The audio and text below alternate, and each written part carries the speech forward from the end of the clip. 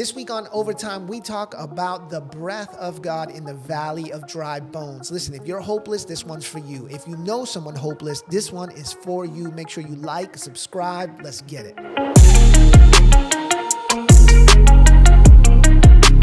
Welcome to Center City Overtime, a weekly podcast where we take a little more time to dive into Sunday's message and Sunday's football game. And I'm going to start on the football game with a uniting of the message and the football game because the Panthers had a miraculous first quarter. And I got 5 different text messages about the Ruach of God working on the Panthers during that quarter. And I was just like I couldn't have been happier to see my two loves coming together and to know that people were listening on Sunday morning. So that's about all the good I have to say about Sunday was that first quarter was awesome. And people listened to the sermon. I actually enjoyed the game thoroughly. Did you watch the game, Dom? I did. Didn't fall asleep this time. Watched the whole game. Asleep. Man. Not me. I watched the whole game. It was encouraging. I felt like what made the first quarter really work was a balanced offense. The running backs came to play. They came to play. So, pick up some running backs on your fantasy football team because I don't think that's the last time we're going to see that balanced attack. I just think once the defense gave up a couple points and got behind, you're not going to dig yourself out of that type of – the Miami Dolphins offense right now looks otherworldly. I did get a little sentimental moment seeing Tua and Bryce together after the game. Yeah. Having both come out of Alabama, and it looked like Tua was giving him some encouraging words. Just made me happy. Yeah. I'm not even an Alabama fan. I like seeing people be nice to each other. I mean, just as a former Dolphins fan in recovery, I will tell you the difference between Tua this year and Tua last year is a coaching shift. That head coach in Miami's got those guys believing. Oh, 100%. But I saw a meme with Tepper. I don't know if you saw that. I haven't seen it. Yeah, it wasn't a meme. It was just somebody had pieced together a clip when he was talking about how because of the way that Bryce Young paid, they didn't have to pay a lot of money to offensive weapons. Yeah, that's going to bite them in the butt. Yeah, a lot of things that he said have come back to bite him in the butt. And we don't have time to get me too fired up about it right now, but I just wish there was a way to get a new football team owner, and I'll just leave that out in internet land forever. Okay. Well, it was a good first period. Yeah. And then the game kept going. But gosh. I will say, as far as your journey from a Dolphins fan to a Panthers fan and being accepted by Panther Nation, I feel like you really proved yourself yesterday because I was trying to nap and you were clearly still watching the game to the point that I had to be like, I'm turning it off to take a nap. Yeah. My son walked in the room, was like, go Dolphins. I'm like, no, go Panthers. But they look good, don't they? Yeah, so you have my vote now from the committee. Oh, well, thank you. You've got my vote after yesterday. Well, yesterday was a little bit eventful all the way around, not just football world, but also Sunday morning. Yeah. I got the distinct pleasure of getting the chance to hang out with Restoration Church in Kannapolis and got a chance to speak, which meant that you kind of backed me up on Sunday morning here at Center City. Yep. And we got a chance to work on and preach the same message, which was a lot of fun. First time. Yeah. I think that's happened. Yeah, we've done tag team messages quite a bit, or if it's your turn on a Sunday, I'm not preaching somewhere. But this was the first time that we both basically preached the same message, although there were some nuances that were different. So I felt like maybe for the sake of the podcast, since you preached and I preached, we would start preached. Yeah, since we preached at the same time we preached. What was your favorite preaching point in the message? Oh, that's a good question. That's why I asked it. I mean, I think the close, which from the very beginning, when we sat down to look at this passage and kind of figure out what the points were, immediately I was like, I feel like this is the close. And then we had to back up and be like, but you have to write a whole sermon to get to the close. Yeah, absolutely. But just that... I actually would say a combination. I don't know if I'm allowed to, but that's what I'm going to say. This idea that God breathes life into dead things, like the close wouldn't have been what it was without that reality that we can trust God to do beyond what we can believe and see in our natural world. And then to have that point where we get the chance to say, God invites us into this. We get to speak words of prophecy to dry bones and tell them to come alive. And then we get to prophesy to the wind and tell it to breathe life in. There's just something powerful in that almost feels inappropriate until you realize, like, no, this is what God is saying. Absolutely. So yeah, what about you? So that illustration we used of Death Valley, we've actually used it years ago in another message. But, you know, the thing that kind of hit was this idea that, you know, the Death Valley, when you look at the picture, it's cracked. Like even the floor is cracked. Like so much of the moisture has been pulled out of the ground that there's just cracks everywhere. And then we showed later this super bloom event where, you know, the Death Valley receives, you know, record rains. It only happens once every so often, and you see this spectacular blooming. I was taken back by the idea that all that life is always there in those cracks. It requires the rain, but it's not that the life's there. It just, it needs to connect with something that's going to bring it alive. So the idea that the Ruach of God, you know, in his masterful creation of who we are, there's life in our cracks, right? Like even in our driest points, in our driest seasons, there's still life there. You might not see it. It might be dormant. And what it needs is the Spirit of God to breathe and to pull it back to life. And I just sensed that it resonated within the nuance of the room, like the environment of the room. The people just really responded well.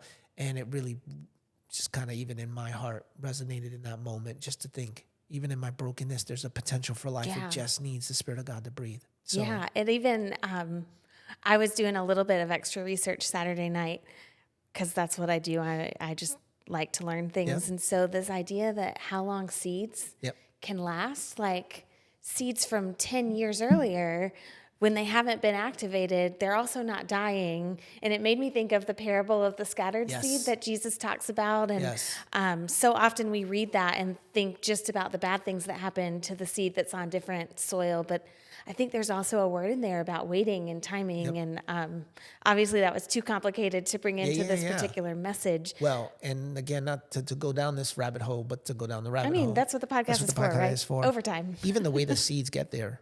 So those super blooms happen, that life dies off, and whatever seeds they produce stay dormant. So like, you know, for a lot of people, they feel like there's just one season of blooming. There's not. Like it may take a while, but if you're faithful and the Spirit of God breathes on that thing, you'll be amazed that the sowing or the reaping from one season from decades ago can be fruitful in another season. You just have to wait, and you have to wait on the timing of the Lord. Yeah. It's such a great picture. I know. It's actually, I'm going to say this and it's going to sound mean, but I don't mean it to. It's one of the few illustrations that you've preached in your time at Center City that I remember really clearly, because immediately I was like, I think super blooms are a good illustration of this. And I only say that because human nature is that, like, we can hear something, the Lord can teach us through it, and then a couple months down the road, it's not necessarily that you remember the illustration, even if you remember what you were taught and have grown from it. I use a minimum of one illustration a sermon, sometimes two. So if I preach 50 times a year, and I've been preaching for 5 years here at Center City, it's okay that you don't remember all the illustrations. I did remember this one. But you did remember this one. And probably the table. Yeah. Okay. Well, because that one, we probably, one of us preaches that message at least once a year. Yeah, absolutely. But I do love the way that God has created the world, to kind of go back to the first message in this Ruach series, that it is always pointing to his goodness if you know how to look. And super blooms are such a good example of that.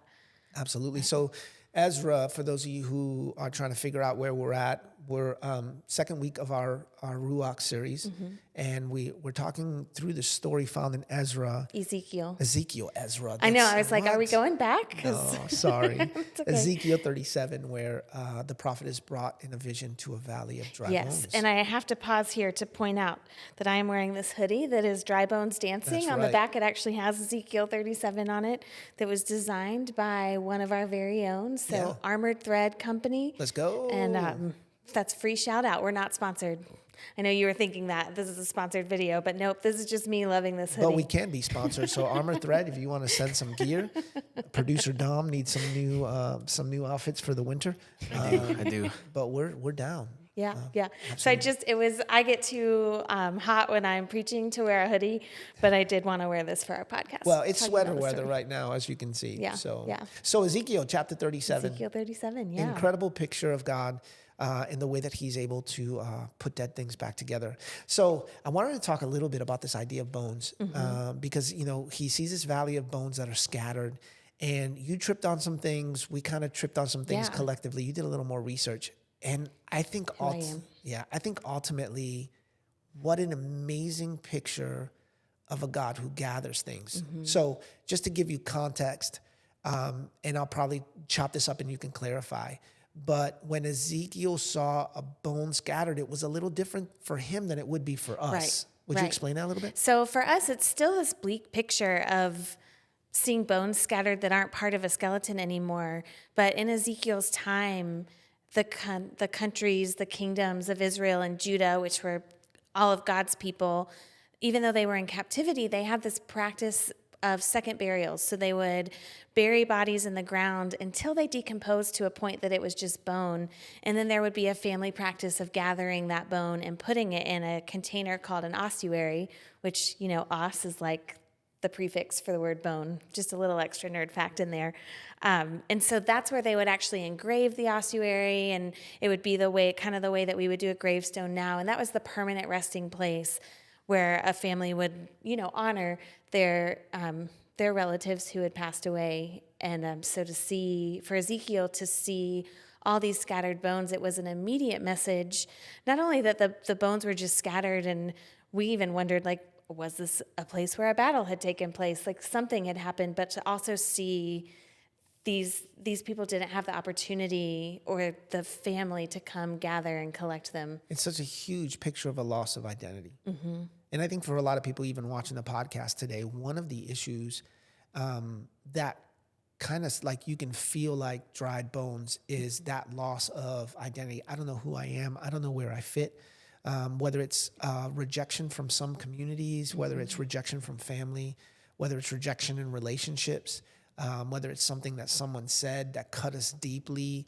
If we allow that to fester over years, it seems like we're scattered because we have no place to call our own. I just saw the picture of the identifying of these bones, the bringing them together and say, they belong to me. It's that picture of they belong to me. And what we see even in the nuance of the passage is eventually when he calls them together, he says these bones are the children of God, right? So he's identifying them, but often what culture does in 2023, we don't even wait till people are dead to bury them. We're trying that there's a scattering that happens collectively in our culture right now that when anybody messes up, anybody makes a bad decision, we label them by that thing and we quickly as possible try to bury them. I just saw a beautiful picture of a church that is willing to say, no, we'll step into the dead places. We'll do the work of gathering and putting people back together. And, of course, enabled by the Spirit of God, powered by his grace, being able to step into the darkest of places and say, no, you belong to me. Yeah. And I just thought that was a beautiful picture. Yeah, it really is. And I think sometimes we just think we're too far gone. There's this combination when we get scattered of something that has been done to us that's hurtful, but then a lot of times we kind of build these walls and try to keep that distance to protect ourselves. Yeah. Or if we want to kind of reincorporate with a group or come back together in community, we feel like too much has happened, there's just no way. And that's why I love this picture of bone, because you look at it and you think there's no way that anything can happen here. Almost that's a silly question, God, why would you ask if these bones can come back together? Yeah. Obviously they can't. And yet what we see is through the Spirit of God, that is possible, and it comes together and forms an army. And I think we tend to go straight to the battle imagery of army, but an army is a huge community of belonging, with united in purpose. And so I think there's something really powerful to that he's not just saying you're my children, but these bones are united and they have a purpose, and it's not just about the fact that they're standing. So what do you say to the person who feels like I don't have an identity. I've been outcasted, for lack of a better word, and I feel scattered. They're watching? They've tripped on this YouTube video. What's your encouragement to them? Well, I would say, first of all, I'm really sorry for whatever has happened to make you feel isolated, because the reality is whoever you are made in the image of God and you are loved by God. And so I just want you to hear that, first of all. And second of all, start by praying. Just start by asking God to bring you those people, because it might feel too big of a step to immediately step into a church or call someone up. But the Holy Spirit will work in your life and can orchestrate amazing circumstances where you don't even realize. You're like at the grocery store and the person standing behind you just strikes up a conversation and you get connected that way. So there is a time and a place where the Spirit may prompt you to take a risk and join a church community. If you're in Charlotte, we would love for you to come to Center City Church. But I would just start by praying that you would believe that you are loved and you belong, and that God would do something to create opportunity for this. Yeah, I just felt really compelled, maybe not for the person who feels like dry bones, but for the people who call themselves children of God. I saw a job description here. I don't know how you read it, but all week long, I just kept thinking, this is what God's called us to the gathering of the bones. So that is not easy work. It is messy work. It takes time, effort, and energy, and you have to risk loving and losing, because that's going to happen within the scope of this type of work.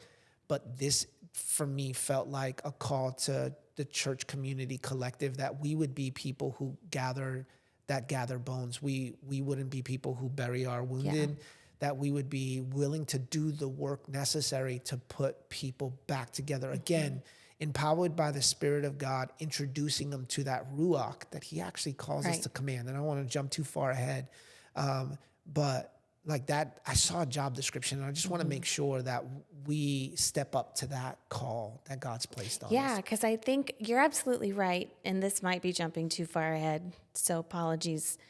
But it's really a partnership. Like, Absolutely. There is absolutely, the work of the Spirit is doing what we could not do on our own. And yet the work of proclaiming and calling that out is something that God gives to Ezekiel in this story, and that God is still, through his Spirit, giving messages to his children. And so I see this perfect balance of, we have to be faithful to what he's called us to do, but also trust that his Spirit is the only one that can actually do that breathing in of life, do that putting together what's scattered. And so it is this, there's responsibility, but not pressure. And I think sometimes when we don't see someone changing as fast as we want them to, or it's just like messy, difficult work, which I think bones coming together is a perfect example of messy work. Yeah, absolutely. That there's a responsibility that's ours, and then there's a responsibility that is the Spirit's. And so there's a freedom in that, I think. Yeah, even in the passage, like, he didn't say, hey, speak to the bones, without giving them exactly what it was he was to say. I believe that the Spirit of God will not just compel you to be bone collectors, for lack of a better term, but he'll give you the words necessary to speak to those bones and watch them. So it's not dependent on us at all, except that we would step in and be obedient to what it is he's asking us to do. Exactly.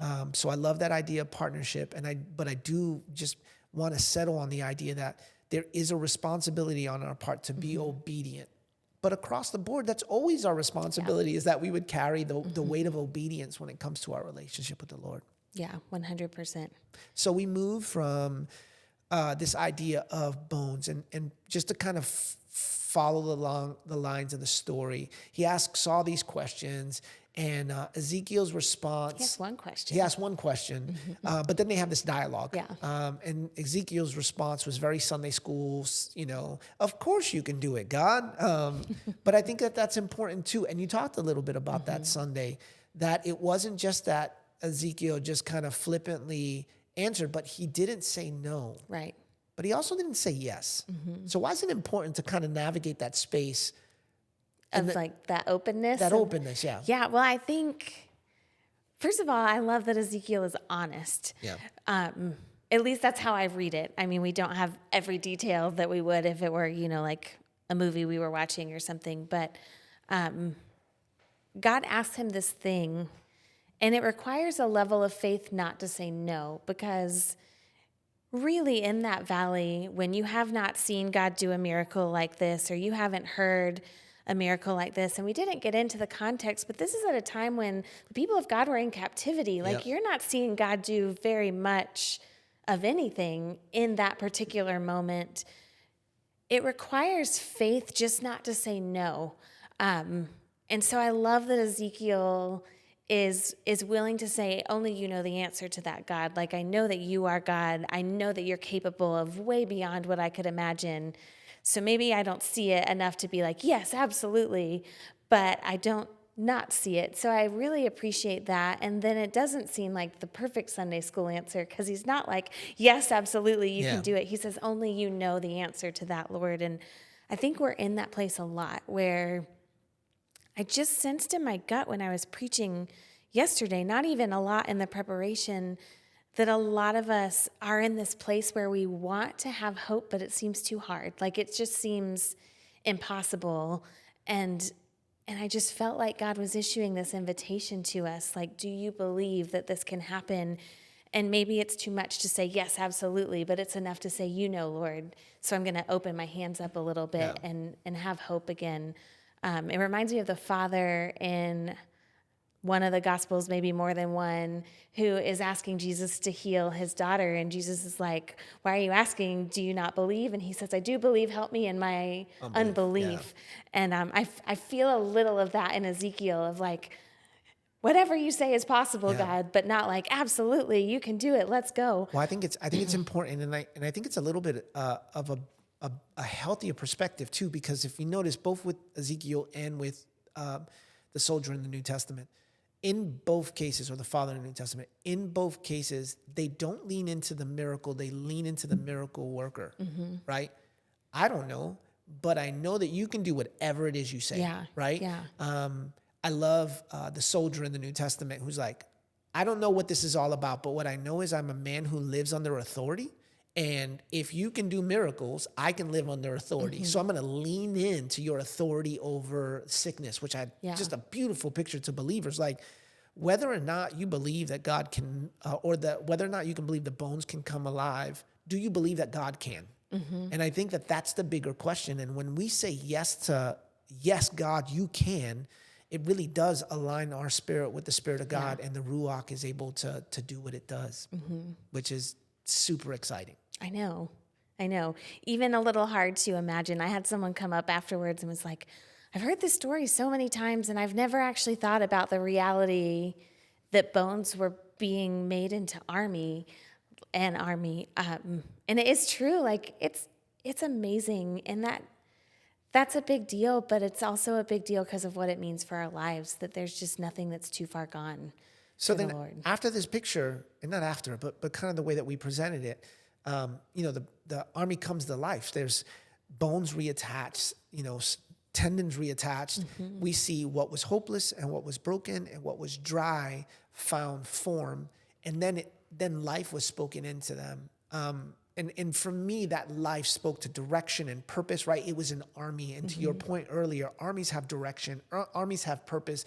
They're united behind a vision and a mission. And I believe that that's what the Lord does. He doesn't just put us together to leave us there. He puts us together to then instill life and life in its fullest, which means that there's direction for you. There's purpose for you. There's reason. And a life lived in those places is what it means to live life to the fullest. It's not about cars and houses and how much money's in the bank account. At the end of the day, you want to live a life on purpose with reason, that it matters, that it counted, that extended the kingdom of God in your circle of influence for your season. Really, that's what life to the fullest means. But then he turns around and he says, okay, you speak to the bones. And he invites us to play a role in calling the Ruach into these dead places. Right. What would you say to the person who's struggling with the idea that God is calling us to be a part, not just that he's calling us to life, but then he's calling us to then speak life to the broken places? Yeah, I think at least the way my mind works, if I were struggling with this, it's like I don't feel like I should have the authority to speak. And so I think it starts with a point that you made earlier, that God is giving Ezekiel this message. It's not like Ezekiel is just walking out and like, man, wouldn't it be cool if these bones came back together? Yeah. I prophesied to the Spirit to bring these bones together. So it has to start from a place of connection to the voice of God. Like, you have to be in a place where you can hear from the Lord and know that the Lord is inviting you into that. Otherwise it's just a power play for your own desires, whether that's to look cool or to see something that you want but is not necessarily from the Lord. But then I just think once we get over that kind of hang up and realize God's inviting us into it, like, what an honor. Yeah. What an honor that God of the universe, who doesn't need us, there's something in that partnership that is also building up our own faith, our own connection to God, our trust in God, that he would choose to use us in that and let us be part of the life-giving work that he's doing. It just kind of blows my mind. Yeah. Yeah.